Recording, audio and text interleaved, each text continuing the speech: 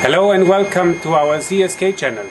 We want to show you the Floppy emulator on old machines as it is a USB drive. What we have to do simply is to take a USB drive, doesn't matter which size it does have, you connect it and read in stitch data. What we have here today is an MSCD machine control. The machine type is from 1991, imagine, and you can also go on MSCA as well as on MSCC. The machine model what we have here does have still a floppy drive and, as you can see as well, a USB drive. In the early days we have to use for those machines double density disks, as you can see here. Nowadays we don't need them anymore. Just throw them away. Take the USB flash disk, put it in, and it simulates already 100 disks. I choose now one of my disks.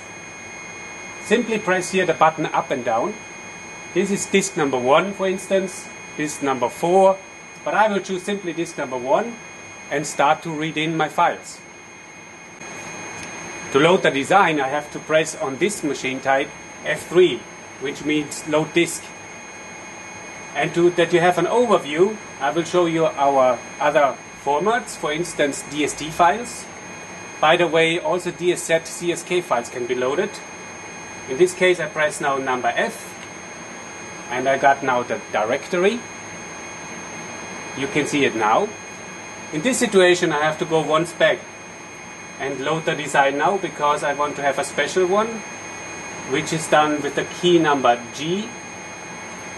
I tell him I want to have design number 5 and confirm it with return.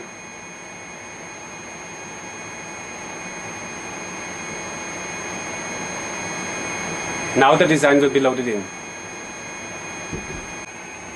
So we have to start now the machine. I press the start button on the control panel. It means now starting the machine, and all what we have to do is to go to the machine now.